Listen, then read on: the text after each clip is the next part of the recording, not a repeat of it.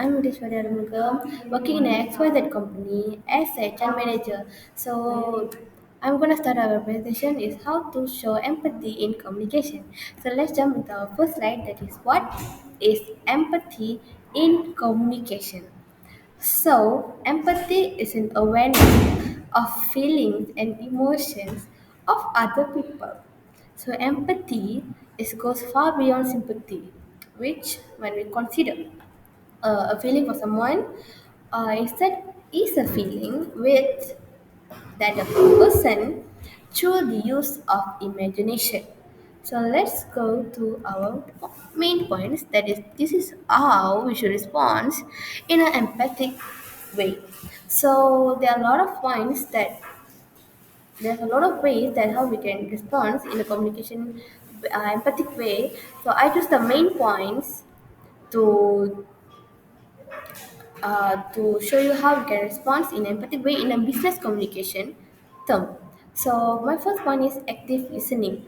Okay, so we should avoid interruptions and give the speaker your whole attention when they are speaking. So we should also, as an employee, both spoken and non-spoken clues, you can demonstrate that you are paying attention by nodding, keeping eye contact, or saying something like I see or I understand. Reflective listening involves summarizing or paraphrasing what has been said to make sure you grasp the other person's perspective. So my next point is validate the feeling.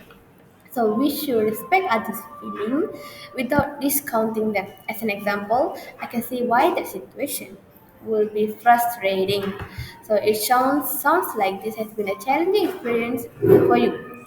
So my third point is used inclusive language, such as we, us, and together, are examples of words that create a feeling of shared experience. Rather than saying you should do this, just consider saying we can work on this together. So my fourth point is we should ask open-ended questions. So this will encourage more true answers and will demonstrate your interest in their viewpoint.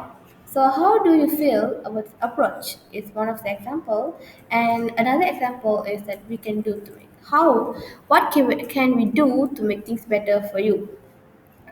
So so my fifth point is we should share personal experience when it is appropriate. So by relating to someone else's story can make them feel heard. Make sure that their needs are always the main emphasis. For instance, I faced similar challenges before and I know how tough it can be. So, my sixth point is we should express gratitude and appreciation. So, acknowledge the difficulties, contributions, and effort of others. For instance, I appreciate how much effort that you guys put into this project, especially given the tight deadlines. So, my seventh point is you guys should maintain a supportive tone while you guys are speaking. So when communicating in writing, choose language that sounds encouraging rather than dismissive or directive, such as let me know how can I support you with this task. For instance, seems more appropriate in an email that you need to handle this. So this is our last point. So we should offer help and solutions. So by offering assistance, you can demonstrate your concern even if you are unable to completely fix the problem. For instance, I may not have complete the solution, but let's figure out the next steps together. It will be a nice way to deliver our help and solutions. So that's all from me. So thank you for giving me your time. So until then, let's meet into another presentation. So thank you so much. Bye.